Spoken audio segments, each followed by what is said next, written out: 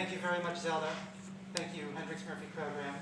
I have 3 pieces to share with you tonight, 2 of which are prose and which were written in the summer of 2020, and the other of which is the only poem I've written in the last decade. I wrote it last week for the Writer's Witness with Professor Coulter. I'm upside down. This piece is called Salad. I will assure you, as I have been assured, that these are not essays.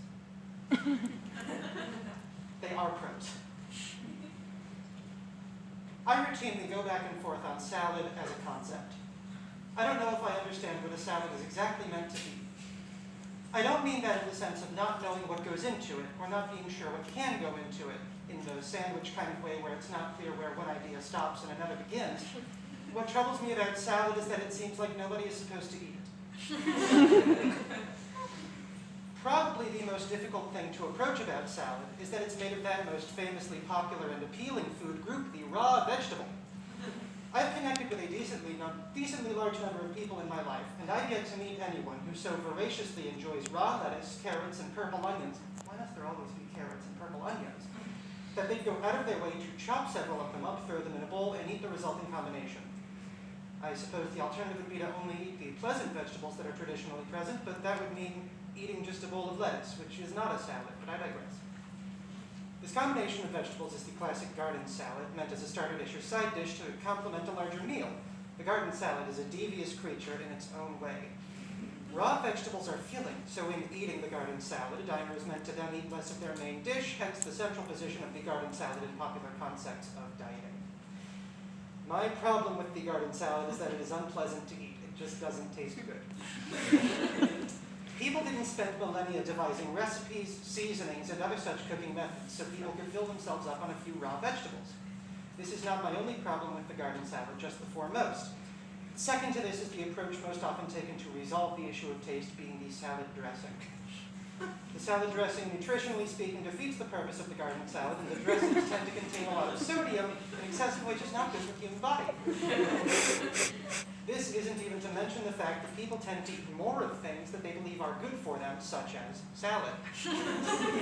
Again, this is bad for you. This, too, is where the Caesar salad comes from, being a garden salad that did not get the memo. While the crouton is an issue auxiliary to the problems inherent to the garden salad, it is one which I still feel must be addressed. The crouton is not always present in garden salads or varieties thereof. But when it is, it has a strong tendency to be the highlight of the salad. Given the opportunity, I would sit and eat a bag of croutons on their own, regardless of the presence of salad. Croutons are too good for their own good, and while they can improve a salad by association, they can also make parts of the salad which don't have a crouton to go with them, as you can only have so many croutons before it becomes either grossly irresponsible or some new monstrous dish entirely. Sorely disappointing. Croutons are also, unfortunately, ultimately not good for you either, in that they are generally high in sodium and a noteworthy source of carbohydrates, which diets tend to avoid. The alternative to the crouton is the saltine cracker, which is a half-assed apology for the absence of crouton. Salad cannot be treated like a soup, but this is beside the point. Another approach to resolving the problems of the garden salad is the chef salad approach, which repurposes the salad from a side dish into a meal. This has the potential to be the most pleasant salad to eat, in that it has a different purpose. Instead of complementing a main dish, it is itself the main dish, and can now have any number of things mixed into it to make it more pleasant. Fried chicken, hard-boiled eggs, and a variety of cheeses are among the most common additions, at least in the South.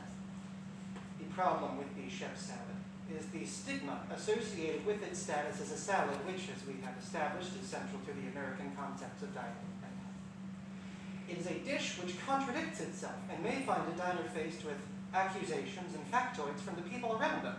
It defeats the purpose of eating a salad, they may say, or, people tend to eat more of things that they think are good for them, and so on. Basically, all the issues with the solutions to the garden salad will be, in the eyes of the layman, immediately and ferociously applicable to the chef salad. There is no peace or rest for those who enjoy chef salads. A situation which could have been avoided if only the chef salad could precede the reputation of the garden salad instead of the other way around. Nevertheless, the naysayers are right. The chef's salad defeats the purpose of the salad. This is the problem of having an unpleasant dish with a purpose. Anything that defeats that purpose is seen as a waste of culinary expense. There is no salad which can be enough, unless, of course, you are, in fact, dieting, and you can manage to eat a garden salad without dressing, in which case you must surely be the exact target audience of such a dish, and do not require any sympathy that I may have to offer you. Please say hello to all of your brothers and sisters in the Warren for me.